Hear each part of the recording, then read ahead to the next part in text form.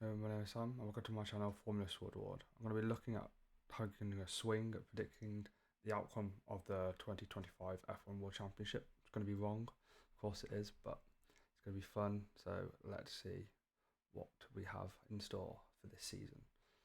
First of all, I think the last place is definitely going to be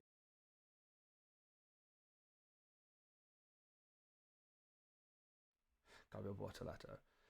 I don't think the Sauber is a very good car. I think it's probably the worst, and unfortunately for Bortoleto, he's just not going to have a good time. He's not going to have a lot of testing time. It's just going to be a pretty bad season all around for Sauber this year, and I think he's probably going to finish last, unfortunately for him. And in backing that up, unfortunately, there will be his team. I just think the setup was just terrible. Bottas couldn't get anything out of the car last year. Zhou got lucky with some points last year. I just don't think they're going to really do much, and I think it's going to be bottom of the pile for them. I mean, they could be a lower than 90th or 20th if Alpine shake things up a bit through the season, but I just don't see them being anywhere higher than this really, unless they get lucky and Hulkenberg gets the lucky points. But I think they're going to be at the foot of the table, propping up the rest of the championship, just like the car will be. And then in front of them, there's the next worst car after testing, for my money anyway, and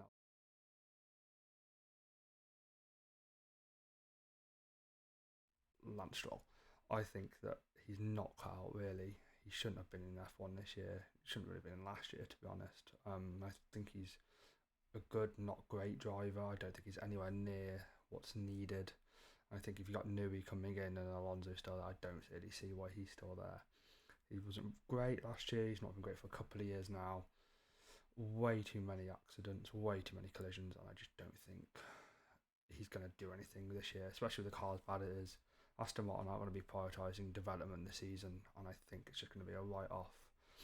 Hopefully I'm wrong, but I don't see it being a great year for him, and it could be his last year if it doesn't go well. I don't know how long Lawrence can keep going, backing his son here. And then finally, the second rookie on the list, P8, Isaac Hadjar. I don't think that the racing rules look necessarily quick. I don't know if they'll be great. I think Hadjar was very erratic. Watching F2 last year, he was like high highs, low lows, and I just don't know if he's really going to be quite ready for the step up. I don't think Red Bull necessarily wanted him in the car. I don't think he's going to really put up a fight to Sonoda, who arguably should be racing for Red Bull this year. So, fortunately, I think it's going to be him at 17, and then I think he's going to be joined by another rookie just above him as well, and that is going to be Jack Doohan. I think he's good. I just don't think the car is anything necessarily special. I've seen a lot of people putting them as the fifth best car on the grid. I'm not sure if that is necessarily true. I think that they really need to keep the expectations quite low for Doohan this year. I mean, not a lot of testing time. I know he's the Alpine driver, he's been ready to come through, but I just don't know if they necessarily want him now. I don't know if they trust him after Colapinto's performance, but I just don't see him beating out Gasly, his teammate, and some of the more experienced drivers on the grid, unfortunately. And talk about experienced drivers on the grid, and fifth, Fernando Alonso. Like I said, the car's not great, but I think Alonso can just use his experience to just pip the two other rookies and get 15th. This will be a very bad year for Aston Martin. And yeah, I think he's just ready for Newey and ready for the new regs. I think Aston Martin, after how last season just dropped off after midway through the year when they barely got any points, they weren't looking great. Back of the grid at Abu Dhabi, look the same in testing. I just don't see how they're going to really pull anything back. But I think Alonso's going to make the difference and at least keep himself above the other rookies. But I don't think it's going to beat the next rookie though. And Ollie Behrman will be one of the better rookies on the grid. He looked really good in F2 last year. definitely deserved a seat in F1. I think we all saw it after his outing for Ferrari. But I just don't really know if the Haas will be good enough to get him towards top 10. I think the Williams look quite quick. I think he's going to be, again, good and not necessarily great, but I think there's definitely promise there. The only reason I've put him quite low at 14th is just he's just accident prone. Not as bad as Hadjar is, but there's many times in F2 where he had points on offer and would just send it and then drop the points he had, lose positions, and I just think that's not quite. I think it's going to be a learning year for him. I think he's really good. He's really quick. He's definitely part of the future of F1. I just don't know if he can adapt year one as quickly as he needs to fight for the top 10, and especially fight with his team at Ocon, who is a pretty good driver. But next up, in a different team, a bit more this year, is Yuki Tsunoda. I think that he will be fuming that Lawson's got that seat. We know he's fuming. Racing Balls have said that Tsunoda's been quite relaxed since the news broke that he came and has really tried to, be there for the team, worked on, talking to the team, worked on developing things, and worked on getting the car ready for the season. But I just don't really see the Racing Balls touching the better teams here and the better drivers, really. I think Tsunoda will show a lot, and I think he could earn himself a good drive for 2026. Kind of like have two open positions, and I'm sure Tsunoda would like to put himself in the mix for that, and Red Bull at this point can't really stand in his way. But yeah, I just don't think that he would outperform the car really to get higher than this, and I think he might be outperforming the car anyway. I think that it's not a top 5 car. They had some good testing, but I think 13th is about where I expect Tsunoda to be for next season. And then thinking about going higher than him, of Esteban Ocon. I think he was quite unlucky to lose out to Pierre Gasly at Alpine. I think they're both really good drivers. I think they had to pick one or the other, and Gasly looked at least more of the team players. The only thing I can think of. I mean, I preferred Gasly, but I don't know if Ocon necessarily deserved the drop that he had. But I can understand why bring a Doohan in and potentially Colapinto, why they want to take a chance on that new driver. I think Ocon will do fine. I think the Haas is a good enough car to get him to 12th in the championship this year. I'm push top 10, depending on if the car sticks together. I think they can fight with Williams, definitely fight with Alpine, and will definitely be in the mix for top 5, and should be Q3 more often than not. I think they should be in Q3 quite a lot this year, and talk about people that should be in Q3. I think that Pierre Gasly has to really move on this year and really stake his claim down as the former Red Bull driver. I think that the Alpine, a lot of people have the Alpine being the 5th best car on the grid. I think it's around their 5th, 6th, maybe 7th, but I think that he has to be pushing for P11. I think that he could be P8, 9, 10. Definitely 9, 10 is in the shout at P8, depending on how some of the other drivers do at the top teams, such as your Lawson, your Kimi Antonelli. I think that Gasly could be there to pick up the pieces, and he's got that experience now that you need in this midfield pack, and I think he's really got to look at how we can do best, really get the points together where other people drop, and really lead this Alpine team. And whatever rookie driver he has next to him, I think he'll do great this next season. And then P10, a lot of people did. I have Liam Lawson being P10. I don't really think the step up was the right decision from Red Bull. Not that I don't like Lawson. I think he's a great driver.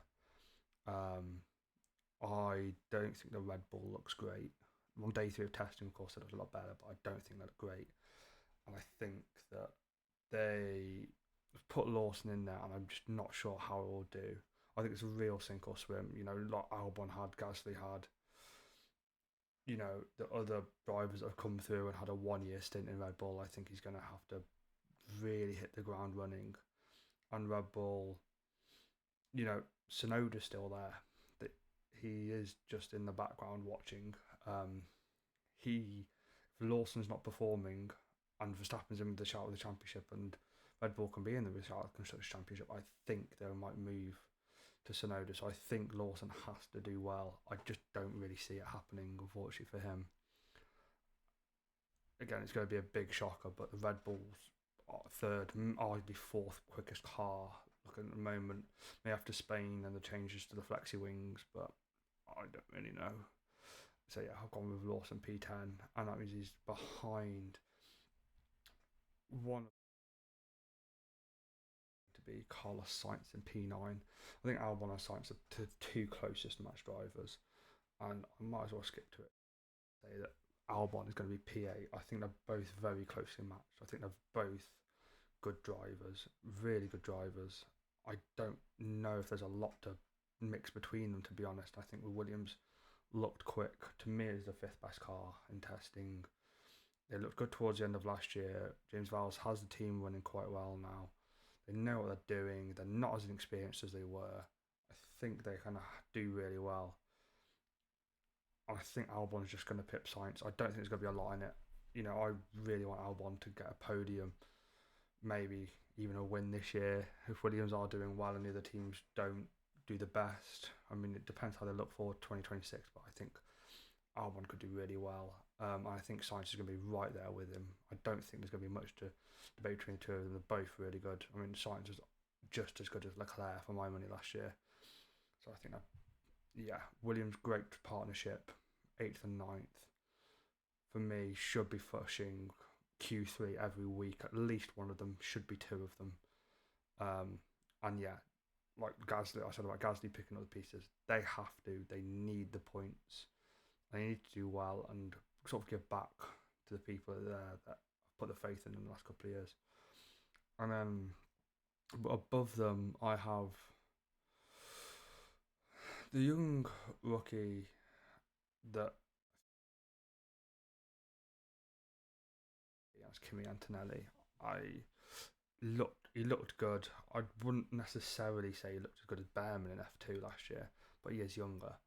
But I think that Antonelli will do well. I'm not sure what the ceiling is on this Mercedes. I think McLaren went away with it. Max is Max. Ferrari have two. We know what championship caliber drivers. Leclerc could push Norris all the way this year. Hamilton's really good. I think qualifying is going to be a big thing for him. I think Antonelli is just going to be left on the outside, but I think it's going to be a slow start. He had a slow start last year in F2, and then towards the end of the season, he got the win in Silverstone and then just looked really good. Maybe inconsistent, but I think the pace was there. Everyone could see the pace was there. I think that's what matters with Antonelli. And if he finished P7, I don't think Mercedes will be that disappointed. As long as Russell does well and Antonelli's clearly showing signs of progress, is doing well with the car, I think they'll be happy with him being P7. And I think this is more a reflection of the car maybe being the third, fourth best car coming the end of the year than it is a reflection of Kimi himself as a driver. I think the two of them mixed together, I think we'll just have to see how it goes. But I think Kimi P7 isn't doing him a disservice. But what might be doing a disservice to someone who has won, Lewis Hamilton in P6. The drop off in qualifying in the last couple of years is really quite staggering. I just think that it's a fresh start for him, and I hope it goes really well for him. But I just don't know if he's up for it anymore. And I don't mean in a bad way as if he's not got the skill. I think he still has. But, we saw with other drivers towards the end of their careers just lose a step, and in qualifying people say it goes first, and I think Hamilton was quite brutally out-qualified by Russell last year, and he picked up the win in Silverstone, but I think that Russell could have won that race if he didn't have the car failure that he had. I just don't know Hamilton's going to be there to be a top three. I don't know if the Ferrari. I think it's a good car. Definitely is the top three car. I don't know if Hamilton is the driver to get it to the top three at the moment and to fight for that championship against the top boys. Um, but yeah, I put Hamilton P6, and like I said, I still really like him. I just don't really think that he's the one that's going to be really up there fighting this year based on last year's performances.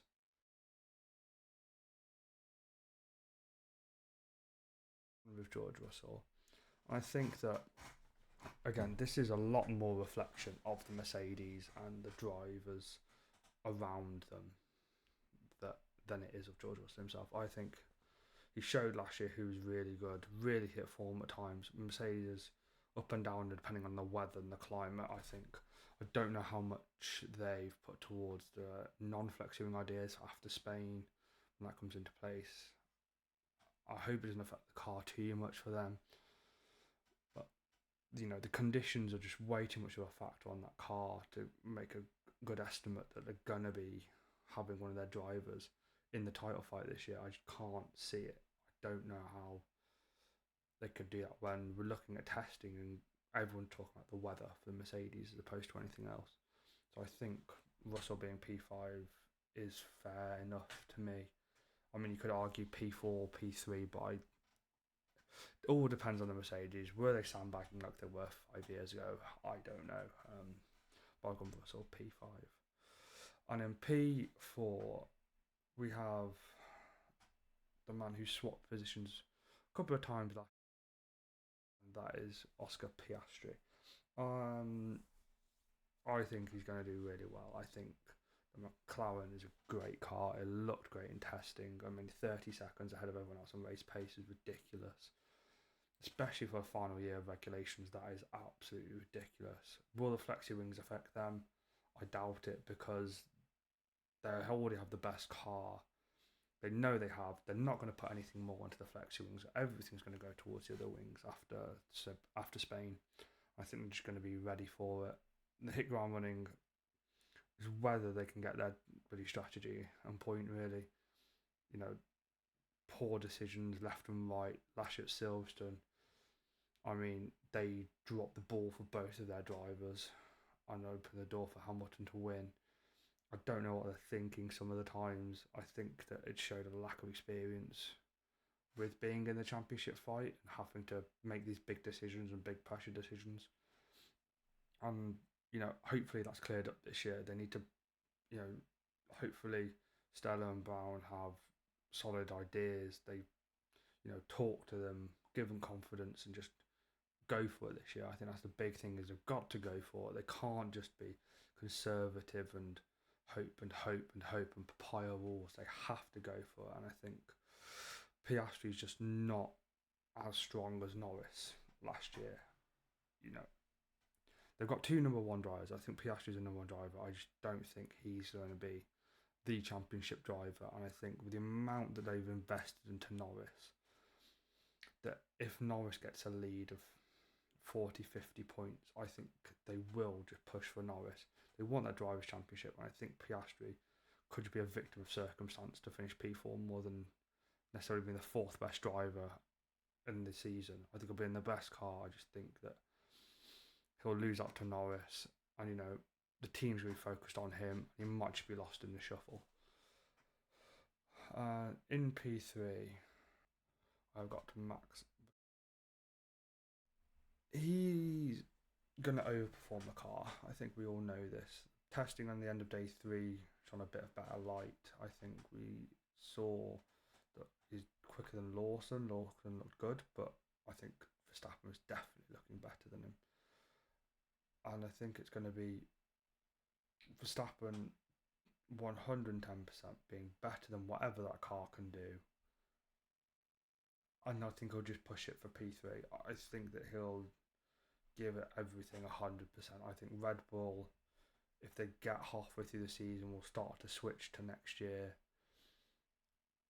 If Mercedes' engine is as good as the other teams think it might be, they're going to have to switch early. And I think that that's what they're going to need to look for.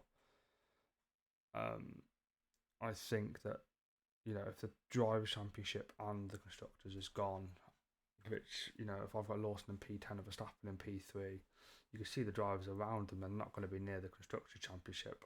It will just be Max going for the Drivers' Championship, I think. I don't think he can do it alone when I don't know if Lawson's up for the task of being that second driver. You're going to have both McLarens, you're going to have both Ferraris, you're going to have everyone really on your tail this year. No one wants Max to win a championship apart from Verstappen fans and Red Bull fans. And I think that's going to be a big effort just to stop them. As good as Verstappen is, he can't do it all by himself. I don't think the car's quite there. And then on to top two. I think it's been quite obvious from how I've been talking who I think will win the championship. But I have Charles Leclerc, and I think the Ferrari is a really good second car. And we've talked about in the past years about Red Bull. If there was no Red Bull, the title race would be amazing. I think we have the exact same thing here. If there's no McLaren 30 seconds ahead on race pace in the last day of Bahrain, you're looking at Red Bull, Ferrari and Mercedes all fighting for it. But McLaren looks so quick, and Ferrari with Leclerc, who's been there, knows the A to Z of their strategy. Whatever letter, he knows it at this point. They're built around him. No matter what Hamilton does coming in, they're built around Leclerc. He's still the future. Hamilton may only be there for 3 years, but Leclerc's the future. I think he's at this stage better and more consistent than Hamilton, and can put in. Hamilton can still do the laps when he needs to. Can still do the World Championship laps, but I just think Leclerc over the course of the season is going to be right there, just pipping him at every opportunity, sort of like what Russell was last year. If Hamilton does a good time, Leclerc will just get another 10th, and I think that they'll be very, very close. And in other years, I think they'll probably win it. Now, maybe I'm looking too much into McLaren, and Ferrari could be really good depending on how the development race goes. I think that a second, I don't think it'll go down to Abu Dhabi. I think it'll be all over before then. And that finally leaves the world champion, Lando Norris. There is a caveat, and that is, can McLaren drop the ball again? I think that's the big thing that we'll be looking at towards the end of the season, is have McLaren screwed this up? Norris is very clearly a world champion caliber driver. He's very clearly really quick. He knows what he's doing. He knows where to put the car in situations. I think McLaren have finally matured enough as a team to catch up to that and catch up to the car they've built. But I think we'll find out on Sunday, watching the Grand Prix, whether that is true or not. It's not Norris going out and driving 30 seconds down the road that's going to decide the championship. It will be, what can they do when they're in second or third and they're trying to chase Leclerc, they're trying to chase Verstappen, they're trying to chase Russell, they're trying to chase Hamilton. If Norris is starting P8 and you've got Leclerc and Hamilton in the top three with Verstappen there as well and Russell ahead of them, how do they get it so Norris can get up the field? What can they do differently? I think that's what's going to be the difference, and I think the car is just too good for them to screw it up. But McLaren can screw it up. We saw it last year. Norris should have won the championship, really. I think that it can be screwed up, and Red Bull are just so good at capitalising that I think McLaren, maybe even just like a normal team where they make mistakes and Red Bull just don't make them. But you can't make them this year.